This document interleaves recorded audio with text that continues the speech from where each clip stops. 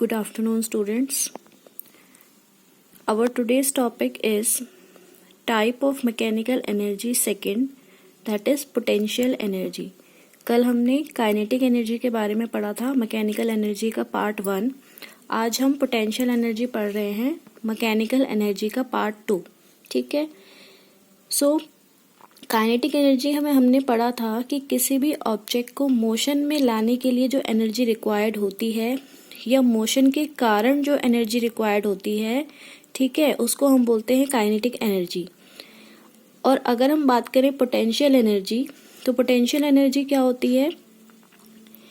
एक ऑब्जेक्ट जिसका शेप हो या साइज या कॉन्फ़िगरेशन हो, से शेप, साइज, कॉन्फ़िगरेशन या उसकी जो पोजीशन है, ठीक है, उसके कारण जो एनर्जी होती है उसे हम कहते हैं पोटेंशियल एनर्जी.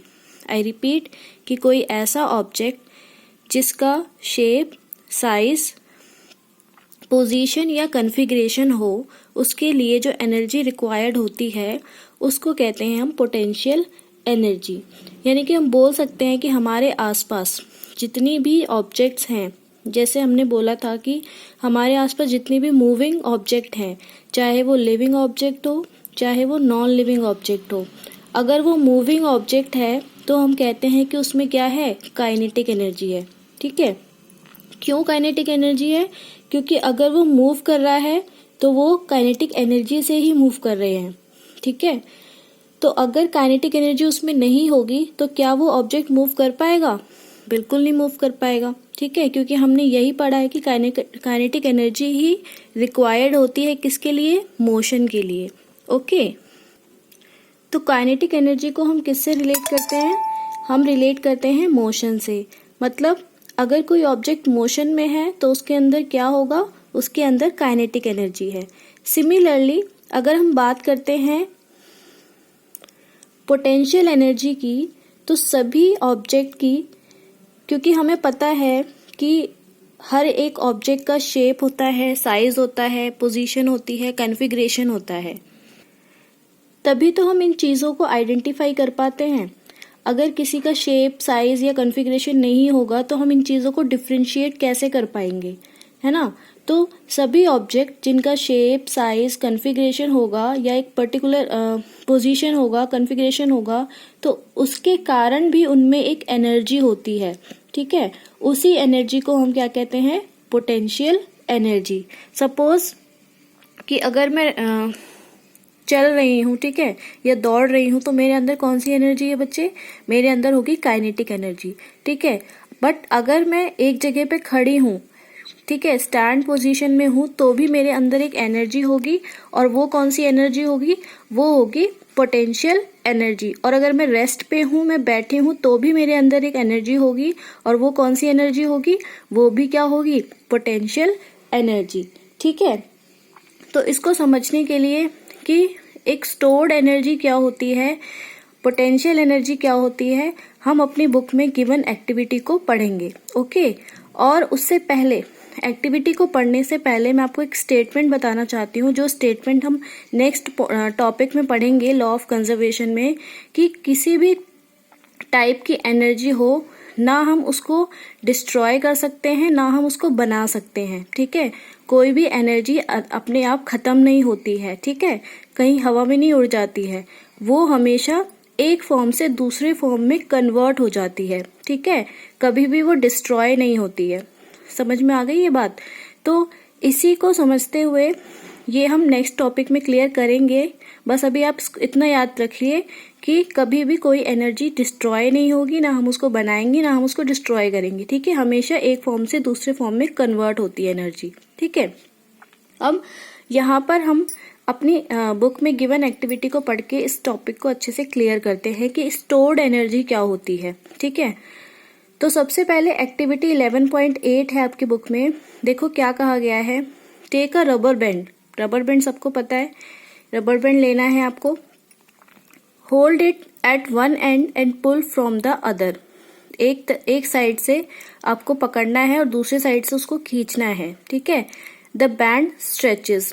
तो जो आपका रबर बैंड है वो क्या होगा, स्ट्रेच होगा। Release the band at one of the ends, what happens. अब क्या करना है आपको, जिस तरफ से आपने उसको खींचा था उस तरफ से आपको छोड़ देना है, ठीक है, या किसी भी एक एंड से आपको छोड़ देना है। तो आप क्या ऑब्जर्व करोगे, the band will tend to regain its original length. Obviously, the band had acquired energy in its stretched position. How did it acquire energy when stretched? इस एक्टिविटी को करने से आपको क्या समझ में आ रहा है, देखो जो रबर बैंड आपने लिया था, जो उसकी पोजीशन थी, जो उसकी ओरिजिनल पोजीशन थी, वो क्या थी, उसके अंदर एक एनर्जी थी जिससे कि उसकी एक पोजीशन थी। जैसे अभी हमने पढ़ा कि हर एक ऑब्जेक्ट का शेप होता है, साइज होता है, कॉन्फ़िगरेशन होता है, ठीक है। तो उसके अंदर कौन सी एनर्जी होती है उस टाइम, पोटेंशियल एनर्जी होती है, ठीक है। अब आपने क्या किया, उस बैंड को स्ट्रेच किया तो उसके अंदर क्या आ गया, उसके अंदर आ गई काइनेटिक एनर्जी, क्योंकि उस बैंड ने क्या किया, मोशन किया, ठीक है। इतना समझ में आया। अब जब आपने उस एक साइड से उसको क्या किया, रिलीज किया, तो उसने वापस से क्या कर लिया, अपनी ओरिजिनल पोजीशन को रीगेन कर लिया। देखो पहले आपने पुल करने के लिए क्या किया था बच्चे, फोर्स लगाया था, ठीक है। एक तरफ से आपने क्या किया, फोर्स लगाया, उसको पुल किया, ठीक है। पुल करने की वजह से उसके अंदर काइनेटिक एनर्जी आई, वो मोशन में आ गया, ठीक है, उसने पोजीशन चेंज कर ली। लेकिन जब आपने उसको रिलीज किया तो आपने कोई फोर्स तो नहीं लगाया, है ना, आपने उस पर कोई प्रेशर तो नहीं डाला ना, फोर्स लगाया, सिर्फ आपने छोड़ दिया उसको। तो छोड़ते ही उसने क्या कर लिया, उसने अपनी ओरिजिनल पोजीशन को रीगेन कर लिया, वापस से वो अपनी ओरिजिनल पोजीशन पे आ गया, ठीक है। क्यों आ गया, क्योंकि उसके अंदर एक एनर्जी स्टोर्ड थी। कौन सी एनर्जी स्टोर्ड थी बच्चे, पोटेंशियल एनर्जी, जिसकी वजह से उसने अपनी ओरिजिनल पोजीशन को क्या कर लिया, रीगेन कर लिया। समझ में आ गया ये एक्टिविटी, आई होप आपको क्लियर हो गया होगा, ठीक है। इसीलिए मैंने आपसे बताया कि हर एक ऑब्जेक्ट के अंदर एक एनर्जी स्टोर्ड होती है, जो कि उसको उसकी पोजीशन, कॉन्फ़िगरेशन या साइज के लिए रिक्वायर्ड होती है। Another activity given in your book that is 11.9। इसमें आप देखो क्या दिया गया है, take a slinky as shown below, ask a friend to hold one of its end, you hold the other end and move away from your friend. Now you release the slinky, what happen? आपको क्या करना है, एक slinky लेना है, एक string type का लेना है, जिसको कि आपने पकड़ा हुआ है और अपने फ्रेंड को कहा है कि उसके दूसरे एंड से उसको पकड़ो, ठीक है। और पकड़ने के बाद आप दोनों एक दूसरे से क्या हो रहे हैं, दूर जा रहे हो, ठीक है। दूर जाओगे तो क्या होगा, स्ट्रेच होगा, ठीक है, और स्ट्रेच होगा। उसके बाद क्या करना है, अब आपको एक तरफ से छोड़ देना है, ठीक है। Now you release the slinky, उसको छोड़ देना है। फिर आप क्या ऑब्जर्व करोगे, how did the slinky acquire energy when stretch, would the slinky acquire energy when it compressed, मतलब किस तरीके से उसको एनर्जी रिक्वायर्ड हुई, मतलब कौन सी एनर्जी उसको रिक्वायर्ड हुई स्ट्रेच होने के लिए, या कंप्रेस जब वो हुआ तो आपने उस पर कोई फोर्स तो नहीं लगाया, लेकिन वापस से वो अपनी पोजीशन पे आ गया, अपनी ओरिजिनल पोजीशन पे, तो उसके लिए भी उसको एक एनर्जी रिक्वायर्ड हुई। तो जब उसने स्ट्रेच किया तो उसके अंदर कौन सी एनर्जी आ गई बच्चे, उसके अंदर आ गई काइनेटिक एनर्जी। और जब आपने उसको छोड़ दिया तो वो कंप्रेस होके उसने अपनी ओरिजिनल पोजीशन रिगेन कर ली, अपना ओरिजिनल शेप रिगेन कर लिया, तो उसके अंदर कौन सी एनर्जी है, potential energy. Now look activity 11.11. Lift an object through a certain height. The object can now do work. It begins to fall when released. This implies that it has acquired some energy. If raised to a greater height, it can do more work and hence possess more energy. Where did it get the energy? Think and discuss. अब आपके पास question है कि एक object है जिसको आपने certain height से क्या किया है, छोड़ा है, ठीक है। अगर आप उसको छोड़ोगे तो उसके अंदर एक एनर्जी होगी, वो वर्क डन करेगा, है ना।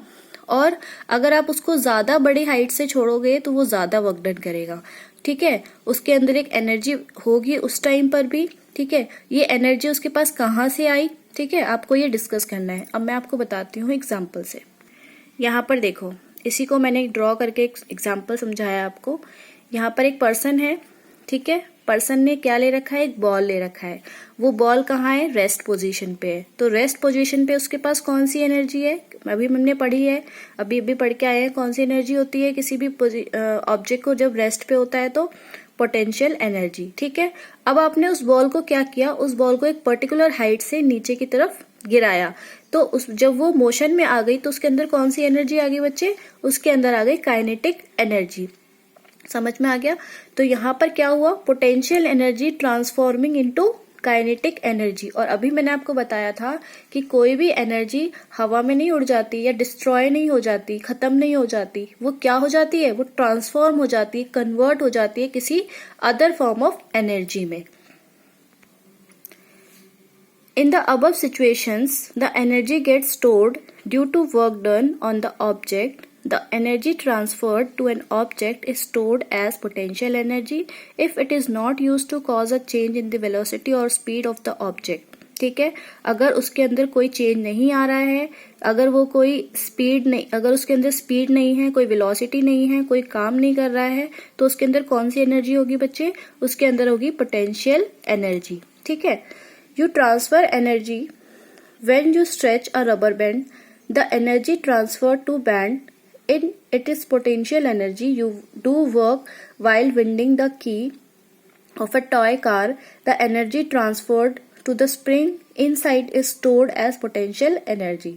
The potential energy possessed by the object is the energy present in it by virtue of its position और configuration. I hope कि यहाँ तक आपको अच्छे से क्लियर हो गया होगा।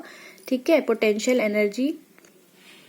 Now look one more activity given in your book 11.12. देखो यहाँ पर क्या है बच्चे, take a bamboo stick and make a bow as shown in figure 11.6. सबने देखा होगा धनुष बाण, है ना।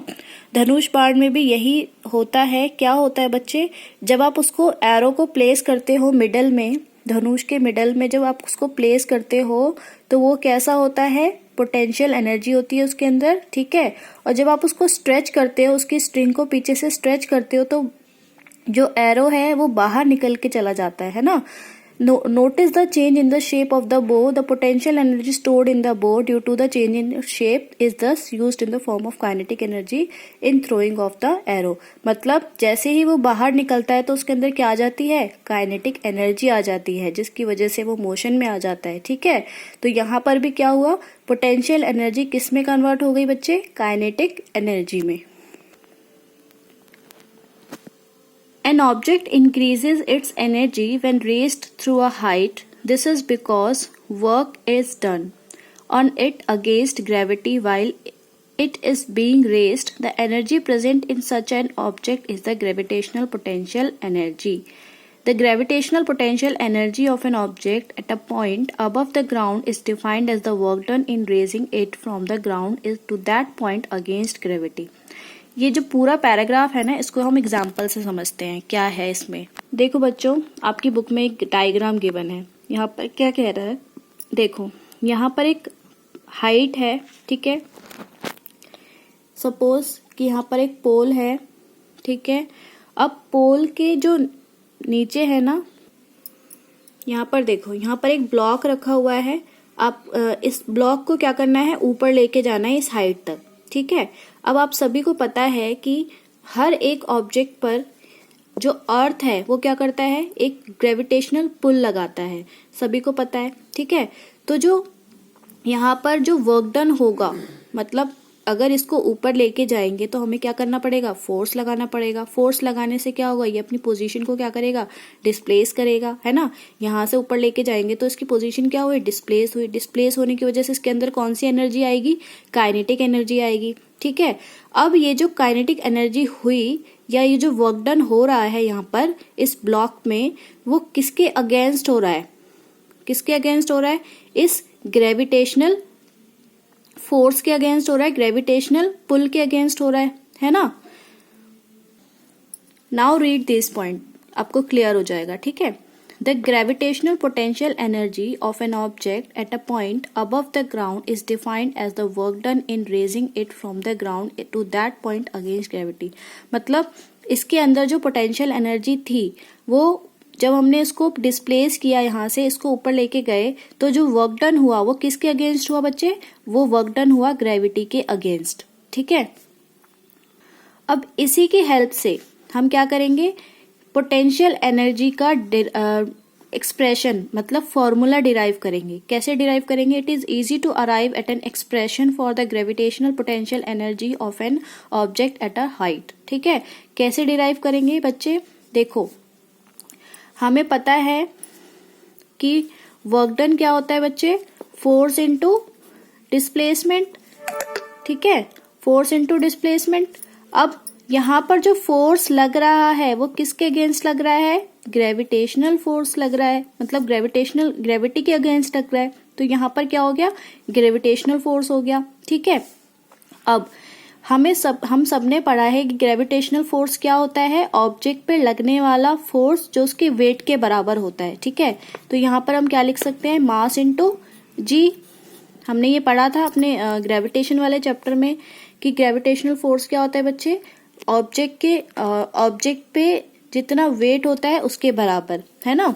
तो मास हो गया into gravitational G is gravity. ठीक है, इनटू एस क्या है? यहाँ पर हम डिस्टेंस क्या ले रहे हैं? यहाँ पर हाइट ले रहे हैं, तो यहाँ पर एस की जगह क्या आ जाएगा? एच आ जाएगा।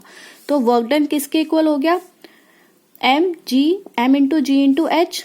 अब वर्क डन हम किसके इक्वल ले रहे हैं? Potential energy. पिछली वीडियो में ही हमने पढ़ लिया था कि वर्क डन एनर्जी दोनों क्या होते हैं? सिमिलर होते हैं, सेम होते हैं। तो यहाँ पर हम पोटेंशियल एनर्जी टाइप पढ़ रहे हैं, तो वर्क डन किसके इक्वल हो गया? पोटेंशियल एनर्जी के।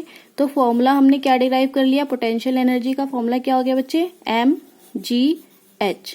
ठीक है, तो यहाँ पर ये हमारा डेरिवेशन, ये हमारा फॉर्मूला बनके आ गया। अब यहाँ पर एक बार रीड कर लीजिए आप, यहाँ पर कैसे दिया हुआ है। Consider an object of mass m, let it to be raised through a height h from the ground. A force is required to do this. The minimum force required to raise the object is equal to the weight of the object. समझ में आ गया? कितना force required होगा? जितना कि उसके ऊपर वेट होगा उस ऑब्जेक्ट का। अभी मैंने बताया, that is mg. The object gains energy equal to the work done on it. Let the work done on the object against gravity is w. Work done. ठीक है, वर्क डन क्या होता है बच्चे? Force into displacement. फोर्स हमने समझ लिया mg। Displacement क्या है? h है, h हाइट तक ले गए हैं उस ऑब्जेक्ट को। Since work done on the object is equal to mgh and energy equal to mgh, units is gained by the object, this is the potential energy. समझ में आ गया? तो हमने यहाँ पर पोटेंशियल एनर्जी का फॉर्मूला डिराइव कर लिया, that is mgh। Now read this paragraph. It is useful to note that the work done by gravity depends on the difference in vertical height of the initial and final positions of the object and not on the path along with which the object is moved. मतलब यहाँ पर क्या लिखा है कि ये समझना जरूरी है कि वर्क डन अगर हम क्या कर रहे हैं, डिपेंड करता है, work done by gravity depends on the difference in vertical height of the initial and final position. मतलब किस पे डिपेंड करता है?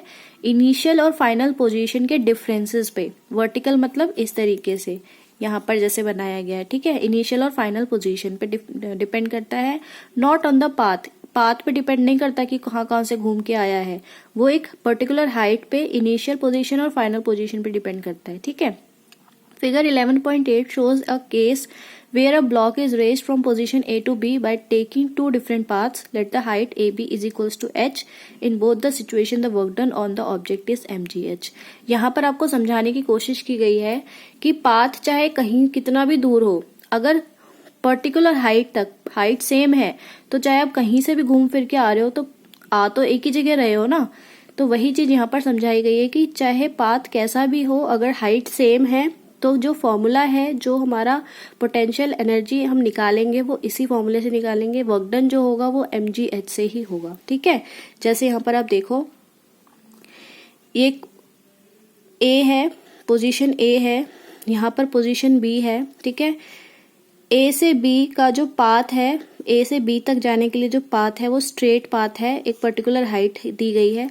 यहाँ पर ए से बी जाने के लिए रास्ता क्या है, चेंज कर दिया गया है इस तरीके से, पहले सीधा गया, फिर राइट किया, फिर सीधा, फिर लेफ्ट, फिर तो लेकिन गया तो उसी हाइट पे है। तो अगर हम पूछेंगे कि वर्क डन कितना किया, तो वर्क डन तो डिस्प्लेसमेंट तो वहीं तक हुई है ना, ऐसा तो है नहीं कि डिस्प्लेसमेंट ज्यादा दूर किया है सेकंड वाले ने। डिस्प्लेसमेंट क्या है, सेम है, तो वर्क डन भी क्या होगा, सेम होगा। ठीक है, क्योंकि हमें पता है कि वर्क डन किसके डायरेक्टली प्रोपोर्शनल होता है, डिस्प्लेसमेंट के, कि कितना डिस्प्लेसमेंट हुई है ऑब्जेक्ट की। ठीक है, तो यहाँ पर दोनों केसेस में जो वर्क डन होगा वो क्या होगा, mgh ही होगा, सेम ही होगा। ठीक है।